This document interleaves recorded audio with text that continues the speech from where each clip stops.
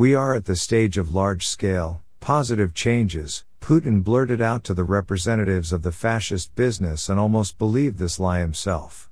The Kremlin held its breath, betting on the visit of Comrade Xi, who is perceived as the last hope for salvation. This Chinese savior should come between March 20th and 22nd and bring solace to the bold special soul. China's task is to make the most of the protracted war. The unconditional victory of Ukraine is not beneficial for China, and in case of its inevitability, I would like to participate in the process as a peacemaker.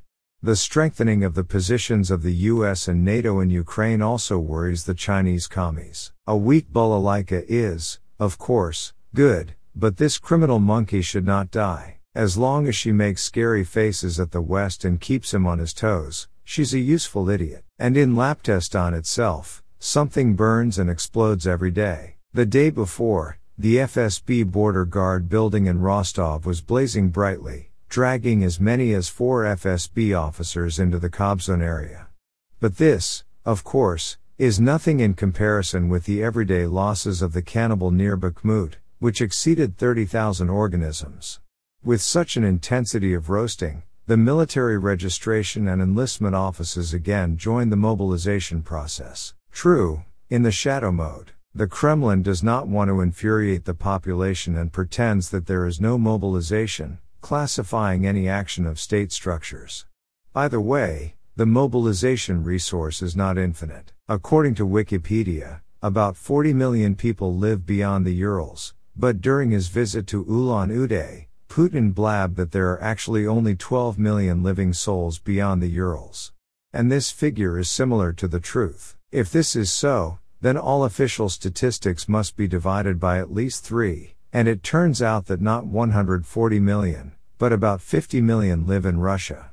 Moreover, with a tendency to extinction. And this is a completely different picture of cave prosperity. In general, Putin this week blabbed on a voluminous quote book for the mentally retarded. It turns out that the war gave impetus to the development of the regions, and in the West, turnip stocks were depleted. And it's time for every propagandist to memorize the proverb about the girl chorus, so that they correspond to the intellectual level of the leader. By the way, Medvedev broke into the international level of terrorism by ordering the liquidation of the Italian Minister of Defense. This monstrous little baby has long been trying to scare the politicians of the West, and they bulge, twist their fingers to their temples, but are not afraid. So the United States somehow deceptively mildly reacted to the down drone. This incident over the Black Sea could well have become a belly incident, but Washington decided to give the kid a chance either to rethink his line of behavior, or to dare again, and for sure. And the nuclear demon immediately took advantage of this, overeating gruel Borzianka and belching in his cart. The Americans are completely insane. And to stand on ceremony with them is wrong, especially against the backdrop of statements by American bastards like Senator Graham that it is necessary to shoot down Russian planes. By the way, aviation accidents sometimes happen with such creatures. End of quote. That is, Medvedev threatened to kill an American senator. Alco bobblehead went all in, taking a walk on the last. Feeling the approach of the finale, which may coincide with the onset of the armed forces of Ukraine, the foot-footed population turned on the alarm mode. According to the FOM, the anxiety level of Russians increased from 47% to 49% over the week, while the level of calmness fell from 48% to 45%. Sticky fear is reflected even on the Botox muzzle, whose speeches have turned into an uncontrollable stream of the boy's subconscious, blurting out everything secret and classified. By the way, this also characterizes the level of speech writers who work on the hook. It seems that no one cares about the reputation of the Supreme Commander, and he is happy to spew impromptu uncontrollably, merging himself into a sewer. The only miracle that he and all his entourage hope for is the visit of Xi Jinping.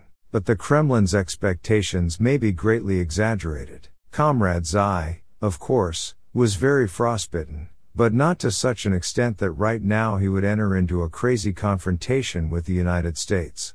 He can pat Putlow on his Botox cheeks, and even offer security guarantees in case some of the lads flee to China, but he will not sponsor the endless prolongation of the bald head's power.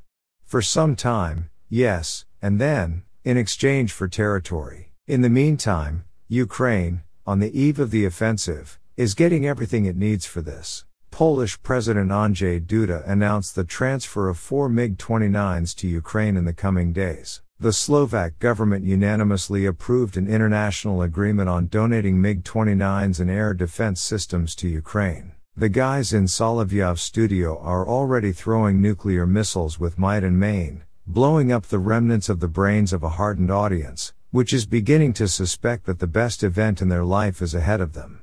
And it is inevitably coming.